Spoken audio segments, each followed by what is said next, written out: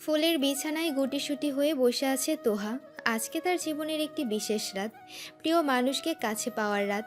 রুমে প্রবেশ করে শান, হাতে তার তোফার পছন্দের ফুল রজনীগন্ধা। এগিয়ে যায় তোহার দিকে, বিছানার একপাশে বসলো। ঘোমটা তুলে মুখ দর্শন করে শান, বিড়বিড় করে বলে উঠল। মাশাআল্লাহ। তোহা মুচকি হাসে, একটু ভয় হচ্ছে তার। ধন্যবাদ। হঠাৎ ধন্যবাদ দেওয়ার কারণ বোধগম্য হলো না তোহার। ধন্যবাদ। হুম। কিন্তু কেন? শান মুচকি হেসে বলল। এই যে তোমাকে পুরোটা আমাকে দিয়ে দিয়েছো। আর ধন্যবাদ আমার সেই বন্ধুদের যারা আমার পাশে থেকেছে সব সময়। ওরা না থাকলে হয়তো আজ অন্যের ঘরে থাকতে তুমি। কথাটা বলে দীর্ঘশ্বাস ফেলে শান। তোহা শানের হাত শক্ত করে ধরে বলে। এমন করে বলবেন না, আপনিও পারবেন। শান তোহার কপালে গাঢ় চুম্বন এঁকে দেয়, তোহাও প্রতিক্রিয়া দেখায়। শান নিজের আদরে স্পর্শ দেয় তোহার নরম তুলতুলে শরীরে। প্রতিটি স্পর্শে কেঁপে ওঠে তোহা, তীব্র সুখানুভূতি হচ্ছে তার। দুজনে একে অপরের সাথে মিশে একাকার অবস্থা। রাত প্রায় 12টা। কণ্ঠ আর তুর্য কণ্ঠের মামার বাড়িতে আছে। অরিন আর তোফাইলের জন্য ছোট্ট করে একটা রিসেপশন পার্টির আয়োজন করা হয়েছে। কণ্ঠ নিজের বন্ধুদের ইনভাইট করেছিল, কিন্তু ওরা আসেনি। বরাবরই ওরা আহাদ আহমেদকে বেশ ভয় পায়, আর এমনিতেও শানের বাসর ঘরের কাজ করে সবাই ব্যস্ত, এই জন্য কণ্ঠ তেমন একটা জোর করলো না। সেও বেশ ক্লান্ত, কিন্তু তবুও যেতে হবে, কারণ আহাদ আহমেদ বলেছেন। তোমার কি খুব শরীর খারাপ করছে? ড্রাইভ করতে করতে জিজ্ঞেস করলো তুর্য। কণ্ঠ বেশ ক্লান্ত গলায় বলে ওঠে। হুম, সত্যিই ভীষণ ক্লান্ত লাগছে। আচ্ছা চলো, আমরা অল্প কিছুক্ষণ থেকে আবার ফিরে আসবো। আচ্ছা। লাল রঙের শাড়ি, ম্যাচিং করা ব্লাউজ, তার উপর খুবই সাধারণ নেকলেস সেট পরেছে অরিন। তবুও তাকে বেশ সুন্দরী লাগছে। বউ অপূর্ব সুন্দরী। এত প্রশংসা শুনে খুশিতে গদগদ আনিকা আহমেদ। তনয়া আহমেদ ছোটর এমন আনন্দ দেখে বেশ খুশি হয়েছে। কণ্ঠ আর তুর্য বাড়ির ভেতর প্রবেশ করে। আহাদ আহমেদ এসে তুর্যকে জড়িয়ে ধরে। শাহাদ আহমেদের সাথেও পরিচয় হয়। জমজমাট হয়ে উঠেছে বাড়ি। কণ্ঠ গিয়ে অরিনের সাথে দেখা করে, ভালো করে 2-3টে ছবিও তুলে ফেলে। আনন্দে মেতে উঠেছে সবাই। তোফাইল আর চোখে অনেকবার দেখেছে অরিনকে। মেয়েটি সত্যি খুব সুন্দর। কি সুন্দর হাসছে। এখন থেকে প্রতিটি ক্ষণে ক্ষণে তাকে জীবনের আসল সৌন্দর্য উপভোগ করাবো, ভালোবেসে ভরিয়ে দেব। রাতের শেষ প্রহরে অরিনকে তোফাইলের ঘরে দিয়ে যায় কণ্ঠ ও রিনা। দুজনে মিলে অরিনকে বেশ বিরক্ত করে কিয়ৎক্ষণ। তোফাইল ঘরের দরজায় এসে গলা খাকারি দিতে কণ্ঠ ও রিয়া হু করে হেসে উঠল। করে না দুজনে রুম থেকে বেরিয়ে গেল। অরিন আজ কোনো লজ্জায় লজ্জিত হলো না, নিচ থেকেই ঘোমটা সরিয়ে দেয়। তোফাইল অপলক দৃষ্টিতে কিছুক্ষণ তাকিয়ে থাকে তার মুখ পানে। ওদিকে অরিন তোফাইলকে দেখে চোখ মারে, ফিক করে হেসে উঠল তোফাইল। এগিয়ে যায়, কপালে গাঢ় চুম্বন এঁকে দেওয়ায় মাত্র অরিন তাকে ধাক্কা দিয়ে বিছানায় ফেলে দেয়। উঠে বসে উপরে, চোখে চোখ রেখে বলল। আমার আজ অনেক কিছু চাই। এই যে প্রেমিক পুরুষ, আপনি আজ সম্পূর্ণ আমার। তোফাইল অস্ফুট স্বরে বলল। আর অরিন ওর কাছে ঝুঁকে বলে। আর আর আর সব। তোফাইল অরিনকে টান দিয়ে নিজের কাছে নিয়ে আসে, শেরওয়ানি খুলে ফেলে, আলতো হাতে অরিনকে উন্মুক্ত করে দেয়। সময় নষ্ট না করে ডুবে যায়। চারদিকে অন্ধকার হয়ে আসছে, ঝড় উঠেছে হঠাৎ, বৃষ্টি পড়তে শুরু হয়েছে ধীরে ধীরে। গাড়ি এক সাইডে দাঁড় করিয়ে দেয় তুর্য। কণ্ঠ বেশ ভয় পাচ্ছে। স্যার দেখুন না, কত বৃষ্টি হচ্ছে। আমরা এখন বাড়ি যাব কি করে? তুর্যের কপালে চিন্তার ভাঁজ পড়ে। সত্যি ওরা বাড়ি ফিরবে কি করে? ধীরে ধীরে বৃষ্টির গতি বেড়েই চলেছে। ওদিকে কণ্ঠের বেশ ঠান্ডা লাগছে। তুর্য নিজের স্যুট খুলে কণ্ঠকে দেয়। কণ্ঠ গায়ে জড়িয়ে নেয়। আশেপাশে গাছের ডালপালা ভেঙে পড়ছে। তুর্য কণ্ঠকে নিয়ে বেশ ভয় পেয়ে যায়। কণ্ঠ, নামো, গাড়িতে থাকা যাবে না। কেন? দেখছো না গাছ ভেঙে পড়ছে? গাড়ির উপর পড়লে তো কিছু একটা হতে পারে। তার চেয়ে চলো নিরাপদ কোথাও যাই। কণ্ঠ তুর্যের কথা মেনে নেয়। দুজনে গাড়ি থেকে নেমে যায়। ভিজে জুবুথুবু অবস্থা তাদের। জায়গাটা বেশ চেনা তুর্যের। পাশে একটা রিসোর্ট আছে, কিন্তু এত রাতে তাদের অ্যালাউ করবে কি না তা নিয়ে চিন্তিত। রিসোর্টের কাছে যাওয়া মাত্র রিসেপশনিস্টকে দেখতে পায়। এগিয়ে গেল তার কাছে। এক্সকিউজ মি ম্যাম, আমরা কি একটু রুম পেতে পারি? রিসেপশনের মেয়েটি সুচালো দৃষ্টিতে তাকালো কণ্ঠ এবং তুর্যের দিকে। এত রাতে রুম চাই কেন? তুর্য নিজেকে বেশ শান্ত রেখে বলল। আসলে আমরা ঝড় আটকে গেছে, এখন বাড়ি ফেরা অসম্ভব। মেয়েটি কিছু বলল না, তবে কিছুটা সন্দেহের চোখে তাকালো ওদের দিকে। বেশ গুরুগম্ভীর কণ্ঠে বলল। আইডি দেখি। তুর্য নিজের আইডি দেখায়। কণ্ঠ আইডি আনেনি, তবে ফোনে ছবি তুলে রাখার কারণে তেমন একটা বেগ পোহাতে হয় না। মেয়েটি আর কিছু বলল না। কাগজপত্র বের করে সব কিছু করে ওদের একটা রুম দিল। বেশ ধাতস্থ হয় কণ্ঠ। রুমে গিয়ে শান্তি লাগছে কণ্ঠের, কিন্তু বিরক্তিকর ব্যাপার হলো তার গায়ের যে শাড়িটা ছিল তা পুরো ভিজে জবজবে অবস্থা। তুর্য ভিজে গিয়েছে, তবুও উপরের স্যুট খুলে বিছানার একপাশে রাখলো। বাইরে প্রচণ্ড রকম বৃষ্টি হচ্ছে। হুট করে কারেন্ট চলে গেল। তুর্যের চোখ আটকে গেল সামনে ভিজে জুবুথুবু অবস্থায় থাকা কণ্ঠের দিকে। অদ্ভুত সুন্দর মেয়েটি। তুর্য বারংবার শুকনো ঠোঁট দুটো জিহ্বা দিয়ে ভিজিয়ে নিচ্ছে। কণ্ঠ মিনমিনে গলায় বলল। স্যার, কি পরবো? আমাকে? তুর্য আনমনেই বলে ওঠে। কণ্ঠ ভ্রু কুঁচকালো। তুর্য কপালে চুলকে নিজের পরনের শার্ট খুলে দেয়। এটা পরে নাও। কণ্ঠ শার্ট নিয়ে ওয়াশরুমে চলে গেল। তুর্য হাত দিয়ে চুলগুলো ঝেড়ে নেয়। তৎক্ষণাৎ কণ্ঠ ওয়াশরুম থেকে বেরিয়ে আসে। তুর্য হাঁ করে তাকিয়ে আছে কণ্ঠের দিকে। সাদা রঙের শার্ট পরেছে শুধু, আর কিছু নেই। হাঁটুর উপর পর্যন্ত প্রায় বেশ অনেক জায়গা দেখা যাচ্ছে।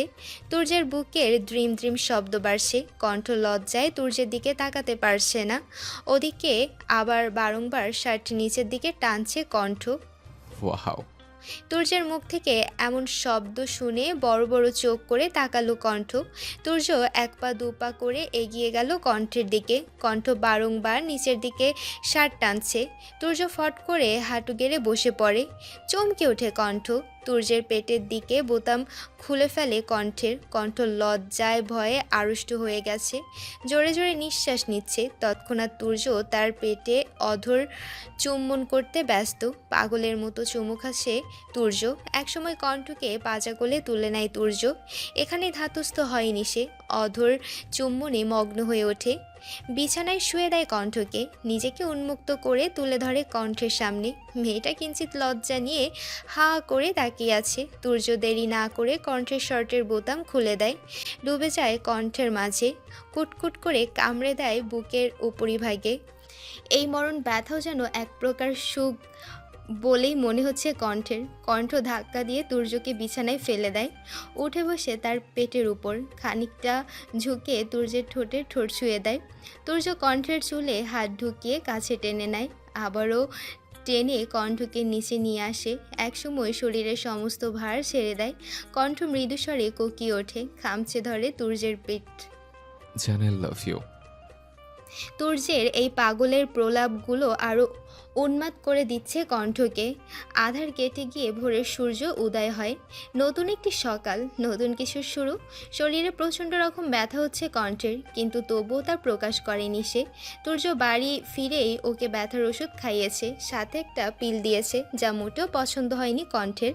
কণ্ঠ পিল নিয়ে গিয়ে জানালা দিয়ে ফুলের টবে রেখে দেয়। মনে মনে বিড়বিড় করে আওড়ালো।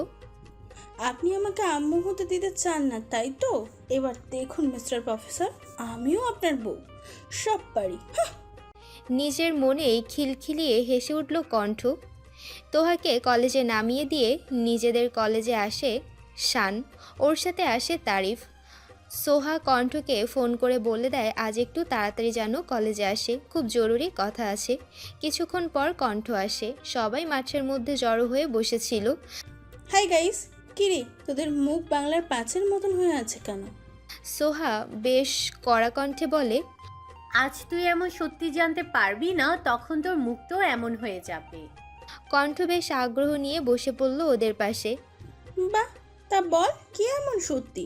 যা শোনার পরে আমিও তোদের মতন বাঁকা হয়ে যাব। শান তীক্ষ্ণ দৃষ্টিতে তাকালো রিয়া আর তারিফের দিকে। তাই আমাগো মধ্যে একটা জুটি আছে যারা চুপি চুপি প্রেম করে কিন্তু আমাদের জানায়নি।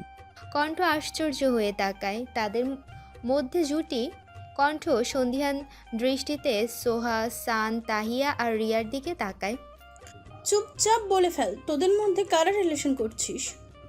সবাই কণ্ঠের মুখের দিকে তাকিয়ে শুকনো ঢোক গিলছে। তৎক্ষণাৎ ক্লাস শুরু হয়ে যায়। সবাই সেদিকে চলে গেল, কিন্তু যাওয়ার পূর্বে কণ্ঠ বেশ কড়াভাবেই বলে ওঠে, ক্লাস শেষে দেখে নেব। মানে এটার জন্য কান ধরতে হবে? রিয়া কাঁদো কাঁদো কণ্ঠে বলে ওঠে। ধরবি কি না? এই তাই তুইও ধর কানে। কণ্ঠ কিছুই শোনে না, বেশ কড়া কণ্ঠে বলে ওঠে। তারিফ আর রিয়া দুজনেই কান ধরে আছে। ওদিকে কণ্ঠের কোনো ভাবান্তর নেই। ভাই আমার পায়ে ধরে গেছে, এখন তো ছেড়ে দে। তারিফ প্রায় কেঁদে দেবে এমন অবস্থা। শান শব্দ করে হেসে উঠল। ভাই রে ভাই, তোরা কি ভাবছিস এভাবে লুকিয়ে রিলেশন করবি আর আমরা জানবো না?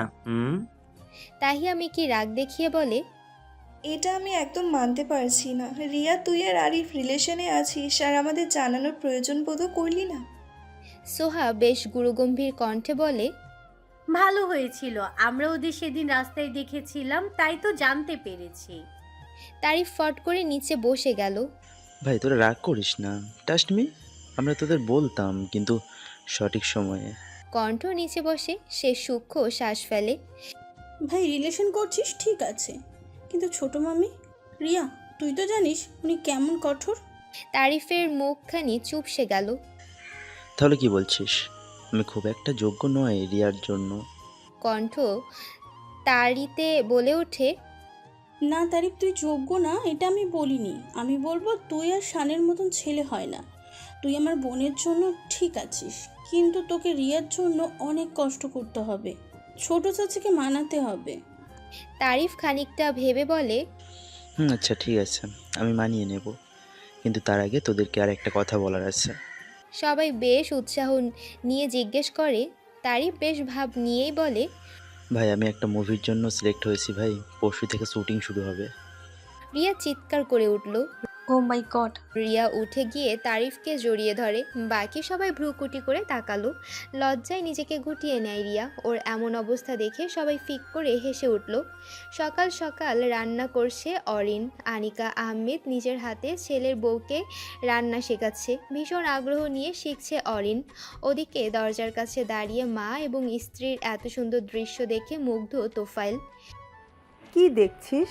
পিছন থেকে বলে ওঠেন তনয়া আহমেদ। তোফাইল মৃদু হেসে বলল, সত্যি চাচি, ভাবতেও পারিনি এত তাড়াতাড়ি মা অরিনকে মেনে নেবে।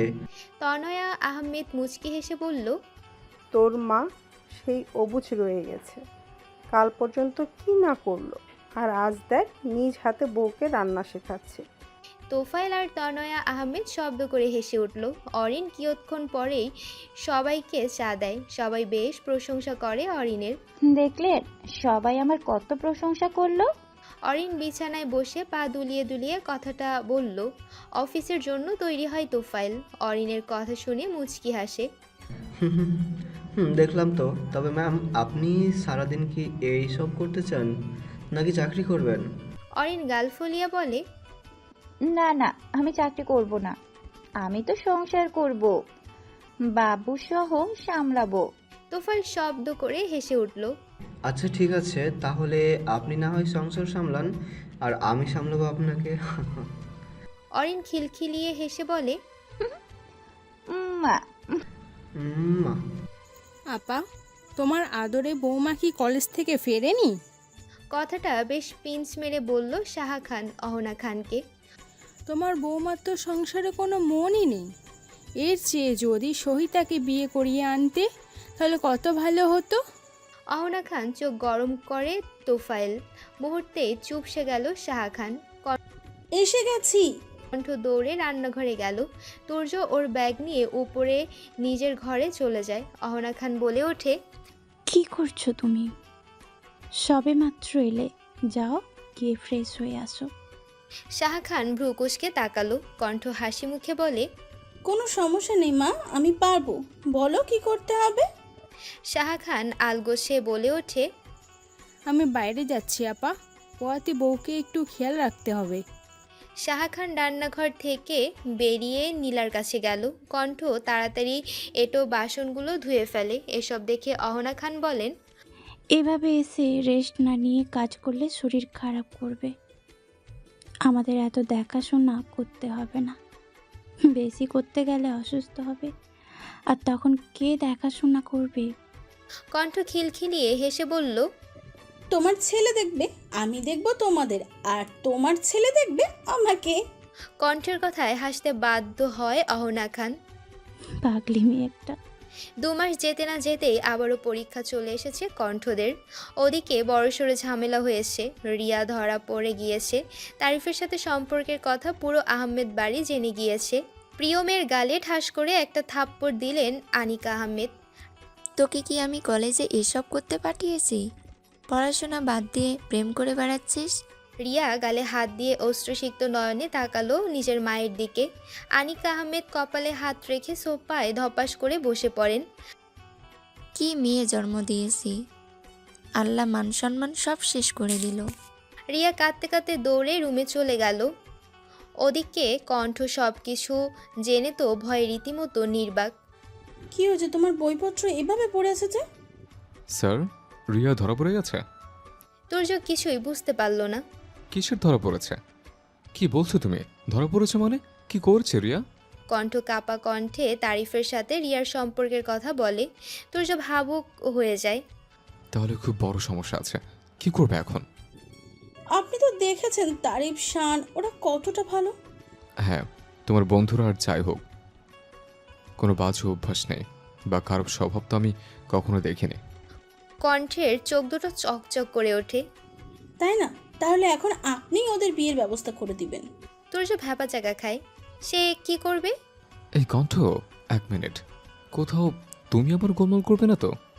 কণ্ঠ খিলখিলিয়ে হেসে উঠল। ড্রয়িং রুমে বড়সড় সমাবেশ বসেছে। সেখানে উপস্থিত আছে তারিফ, শান, সোহা, তাহিয়া। কণ্ঠ আছে তুর্যের সাথে। কণ্ঠ এক প্রকার তুর্যকে টেনে নিয়ে এসেছে। ওদিকের সোফায় বসে আছে আহাদ আহমেদ, শাহাদ আহমেদ, আনিকা আহমেদ এবং তনয়া আহমেদ। শান আর রিয়া নিচু মস্তকে দাঁড়িয়ে আছে। শাহাদ আহমেদ তুর্যকে উদ্দেশ্য করে বলেন, তুর্য বাবা, তুমি বলো তোমার মতামত কি? তুর্য শুকনো ঢোক গিলে কণ্ঠের দিকে তাকালো। কণ্ঠ চোখের ইশারায় বলে কথা বলতে। তুর্য নিজের স্বভাব সুলভ বলে ওঠে, ছোট মামা, যতদূর আমি জানি তার খুব ভালো ছেলে, কাজকর্মের দিকেও বেশ ভালো। ওই তো ওর নতুন মুভির কাজ শুরু করবে, পড়াশোনার পাশাপাশি এভাবে নিজের ক্যারিয়ার তৈরি করছে। তাহলে বুঝতে পারছেন ছেলেটা কেমন। আহাদ আহমেদ বেশ গম্ভীর স্বরে বলল। শাহাদ আহমেদ এক নজর তারিফের দিকে তাকালো। ছেলেটা ভয়ে চুপসে গেছে। কণ্ঠ ভয়ার্ত কণ্ঠে বলল, ছোট মামা, বড় মামা, তোমাদের আমি গ্যারেন্টি দিচ্ছি তারিফ খুব ভালো ছেলে, ও রিয়াকে ভালো রাখবে।